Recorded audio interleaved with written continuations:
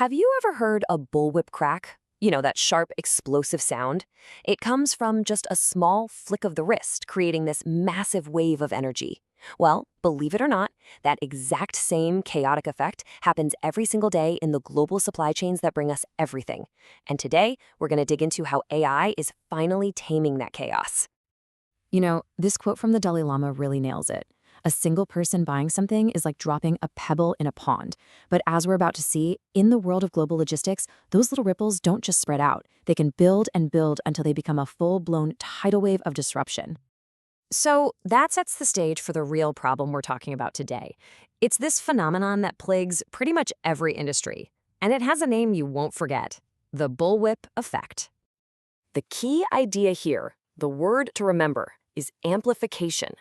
A tiny, completely normal change in what you and I buy at the store gets magnified and distorted as that signal travels backwards up the chain. It's like a whisper at the checkout counter that becomes a deafening scream by the time it reaches the factory. Let's make this real with a classic example. Okay, imagine a sudden heat wave hits. Naturally, everyone rushes out to buy ice cream. Simple enough, right? The grocery store sees its freezers are empty, so it places a huge order to restock. The wholesaler sees that big order come in and, trying to play it safe, orders even more from the manufacturer.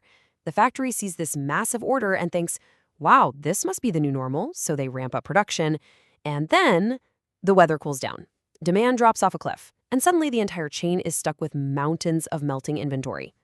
So why does this happen? I mean, it seems totally irrational, but if you think about it, every single person in that chain made what they thought was a logical decision based on the information they had.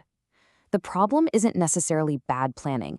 It's that the issue is baked into the system itself, right down to the fundamentals of supply and demand. So let's quickly review the basic rules of the game. To really get the bullwhip, we have to understand that initial flick of the wrist that starts the whole thing. So let's take a quick look at the core concept that drives every single decision in the supply chain: demand itself. Okay, so the crucial point here is that demand isn't just one number. It's not static. It's this dynamic relationship, this constant dance between how much something costs and how much of it people are willing to actually buy at that specific moment, for that specific price. And this relationship is usually shown with the classic demand curve. You've probably seen this before. It almost always slopes downwards. Why? Well, because generally speaking, the cheaper something is, the more of it people want. The higher the price, the less they want. It's a super simple, intuitive idea that's really the foundation of all commerce. But, of course, the real world is never that simple, right?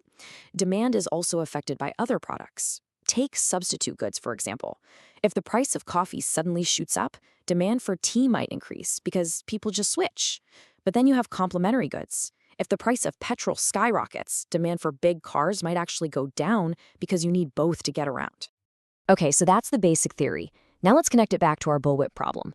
We can start to see how those simple rules of demand get twisted and amplified into this massive problem when they're stretched across a long, complicated modern supply chain.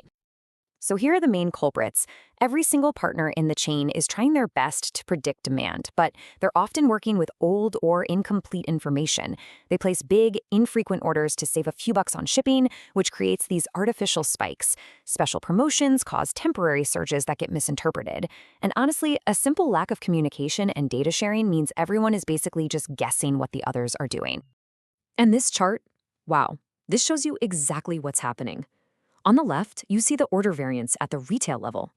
That bar is pretty small, right? It's tracking pretty close to what customers are actually buying. But as you move up the chain, to the wholesaler, and then the manufacturer, look at how that variance just explodes. That huge bar on the right, that represents pure chaos. That's factories either sitting idle or running costly overtime, and warehouses that are either overflowing or completely empty. For decades, this was just the cost of doing business. It was considered unavoidable. But in today's world, where major disruptions are the new norm, just dealing with it is no longer an option. So what's the solution? How do you tame this beast? Well, this is where the story takes a really exciting turn.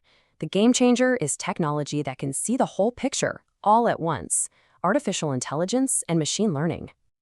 See, the old way of forecasting was like driving a car while only looking in the rearview mirror.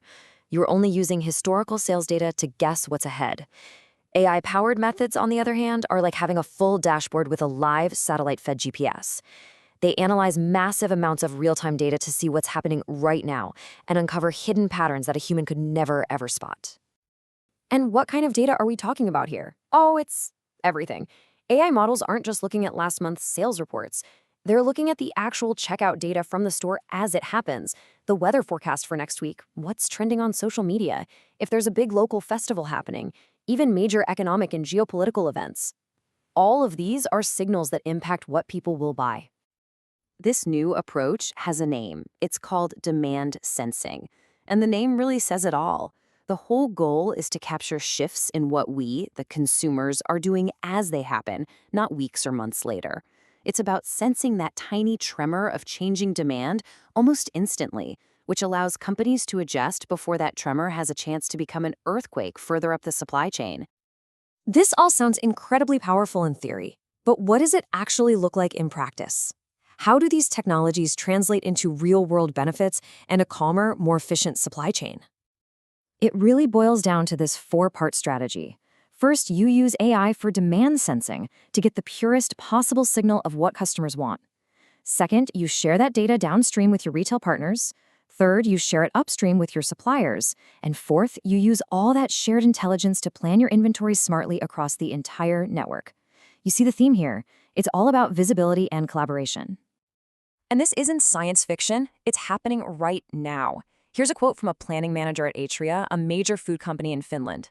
He says that the transparency they get has put them on the pulse of the end customer demand. That phrase is everything. They're no longer guessing, they're seeing.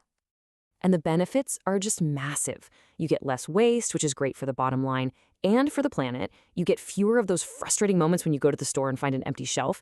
Operations get smoother for everyone involved. And maybe most importantly, it builds trust and resilience, making the entire system so much stronger against the next inevitable market shock. So what we're really witnessing here is a fundamental transformation.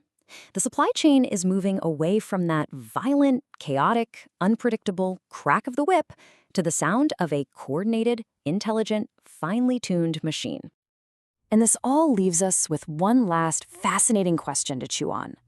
As our world gets more and more unpredictable, maybe the key to survival isn't about having a perfect crystal ball to predict the future. Maybe it's about building systems so fast, so responsive, and so intelligent that they can adapt to almost anything the future decides to throw at them.